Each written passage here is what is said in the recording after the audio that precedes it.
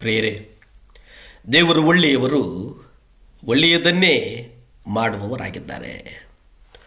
ಅಪೊಸ್ತಲ ಕೃತ್ಯಗಳು 5ರಲ್ಲಿ ನಾವು ನೋಡ್ತೇವೆ, ಅನನೀಯನು ಮತ್ತು ಸಫೈರಳು ಬರ್ತಾರೆ. ಅನೇಕ ಜನರು ತಮ್ಮ ಜಮೀನುಗಳನ್ನು ಮಾರಿ ಹಣವನ್ನು ಅಪೊಸ್ತಲರ ಪಾದಗಳ ಬಳಿಗೆ ತಂದು ಇಡುವುದನ್ನು ಅಲ್ಲಿ ನಾವು ನೋಡ್ತೇವೆ.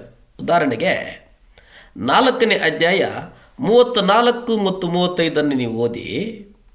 ಹೀಗಾಗಿ ಅವರಲ್ಲಿ ಕೊರತೆ ಪಡುವವನು ಒಬ್ಬನಾದರೂ ಇರಲಿಲ್ಲ.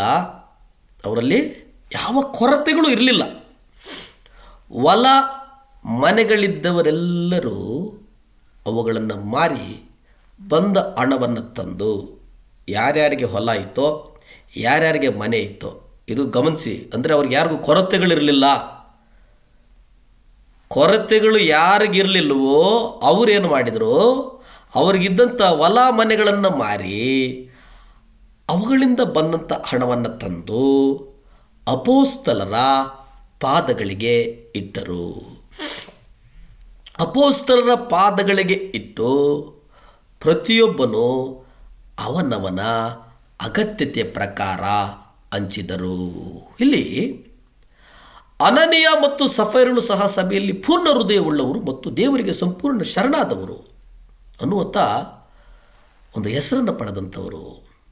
ಅವರು ತಮ್ಮ ಜಮೀನಿನ ಒಂದು ಭಾಗವನ್ನು ಮಾರಿದರು. ಆದರೆ ಇತರರು ಮಾಡಿದಂತೆ, ಅಂದರೆ ಬೇರೆಯವರು ಮಾಡಿದಂತೆ ಅವರು ಪೂರ್ಣ ಪ್ರಮಾಣದ ಹಣವನ್ನು ಅಪೊಸ್ತಲರ ಪಾದಗಳ ಬಳಿ ಸಮರ್ಪಿಸಲಿಲ್ಲ. ಅವರು ಉದಾಹರಣೆಗೆ ಒಂದು ಜಮೀನನ್ನು 1,00,000 ರೂಪಾಯಿಗಳಿಗೆ ಮಾರಾಟ ಮಾಡಿದರು ಅಂತ ಇಟ್ಕೊಳ್ಳೋಣ. ಅದರಲ್ಲಿ 50,000 ರೂಪಾಯಿಗಳನ್ನು ತಮ್ಮ ಬಳಿ ಇಟ್ಟುಕೊಂಡು 50ರಷ್ಟನ್ನು ಮಾತ್ರ ಸಭೆಗೆ ನೀಡಿದರು ಎಂಬುದಾಗಿ ನಾವು ಅಂದುಕೊಳ್ಳೋಣ. ನಾವು ನಮ್ಮ ಅಸಂಪ್ಷನ್ನಲ್ಲಿ ನಾವು ಅಂದುಕೊಳ್ಳೋಣ, ಹೀಗಿರಬಹುದೇನೋ ಅಂತ ಅಂದುಕೊಳ್ಳೋಣ. ಇಲ್ಲಿ ಅವರು ಜಮೀನು ಮಾರಾಟ ಮಾಡಿದೆಷ್ಟಿಗೋ 50,000 ರೂಪಾಯಿಗೆ ತಮ್ಮ ಬಳಿ ಇಟ್ಟುಕೊಂಡು 50ರಷ್ಟನ್ನು ಮಾತ್ರ ಸಭೆಗೆ ನೀಡಿದ್ರಿ ಅಂತ ಭಾವಿಸೋಣ.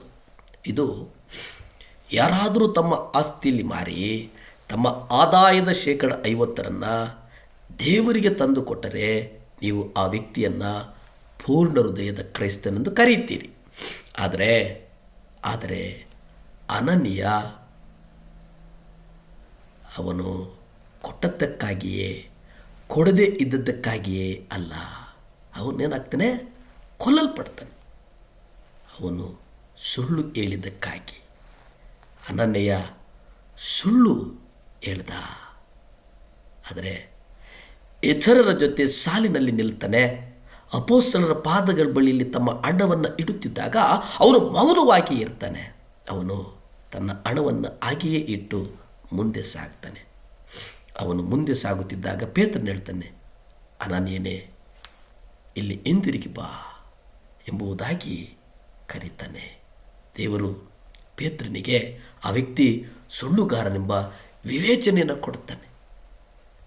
ಅಪೊಸ್ತಲರ ಕೃತ್ಯಗಳು 5ನೇ ಅಧ್ಯಾಯ 4 ನೀವು ಗಮನಿಸಿ. ಅಲ್ಲಿ ಸ್ಪಷ್ಟವಾಗಿ ಹೇಳ್ತದೆ, ಆ ಆಸ್ತಿಯು ಇದ್ದಾಗ ಅದು ನಿನ್ನ ಸ್ವಂತದಾಗಿತ್ತಲ್ಲವೇ, ಅದನ್ನು ಮಾರಿದ ಮೇಲೆಯೂ ನಿನ್ನ ಅಧೀನದಲ್ಲಿಯೇ ಇತ್ತಲ್ಲವೇ, ನಿನ್ನ ಹೃದಯದಲ್ಲಿ ಅದನ್ನು ಯಾಕೆ ಯೋಚಿಸಿದೆ? ನೀನು ಮನುಷ್ಯರಿಗಲ್ಲ, ದೇವರಿಗೆ ಸುಳ್ಳಾಡಿದ್ದಿ.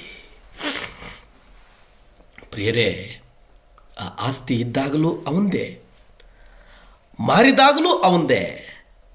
ಆದರೆ ಅವನ ಹೃದಯ ಸುಳ್ಳನ್ನು ಆಡಿತು. ಇದು ಮನುಷ್ಯರಿಗಲ್ಲಪ್ಪ, ನೀನು ಸುಳ್ಳು ಹೇಳಿದ್ದು ದೇವರಿಗೆ ಎಂಬುದಾಗಿ ಪೇತ್ರನು ಅವನಿಗೆ ಹೇಳುವುದನ್ನು ನಾವು ನೋಡುತ್ತೇವೆ. ಅಂದರೆ ಇಲ್ಲಿ ನಾವು ದೇವರಿಗೆ ಸುಳ್ಳು ಹೇಳಬಹುದಾ ಅನ್ನುವಂಥದ್ದನ್ನು ಇಲ್ಲಿ ಎಚ್ಚರಿಸ್ತದೆ. ಅಪೊಸ್ತಲರ ಪಾದಗಳ ಆ ಹಣವನ್ನು ಅಪೊಸ್ತಲರ ಪಾದಗಳ ಬಳಿ ಇಟ್ಟು ಮುಂದೆ ಸಾಕ್ತಾನೆ. ಅವನ ಬಾಯಿ ತೆರೆಯಲೇ ಇಲ್ಲ. ಆದರೆ ಅವನ ಆ ಒಂದು ಕ್ರಿಯೆಯಲ್ಲಿಯೇ ಒಂದು ಸುಳ್ಳಿತ್ತು. ಅದನ್ನೇ ಕಪಟತನ ಎಂತಾರೆ. ನಟಿಸುವುದು, ಪ್ರಾರ್ಥಿಸಿಕೊಳ್ಳೋಣ. ಭೂಮಿ ಆಕಾಶಗಳನ್ನು ಉಂಟು ಮಾಡಿದಂಥ ಸರ್ವಶಕ್ತನಾದಂಥ ದೇವರ ಸ್ತೋತ್ರಪ್ಪ. ಯೇಸುವೇ, ನಿಮ್ಮ ರಕ್ತ ಚೆಲ್ಲಲ್ಪಡಲಿ. ಸಭೆಗಳಿಗೆ ಯಾರ್ಯಾರು ಮುಖವಾಡಗಳನ್ನು ಹಾಕಿಕೊಂಡು ಬಂದು ಸಭಾಪಾಲಕರ ನಡುವೆ ನಾಟಕವನ್ನು ಮಾಡ್ತಾರೋ ಅವರೆಲ್ಲರ ನಾಟಕಗಳು ಯೇಸುವಿನ ನಾಮದಲ್ಲಿ ನಿಲ್ಲಲ್ಪಡಲಿ. ಯೇಸುವಿನ ನಾಮದಲ್ಲಿ ಬಂಧಿಸ್ತೇನೆ ತಂದೆ. ಆಮೇನ್.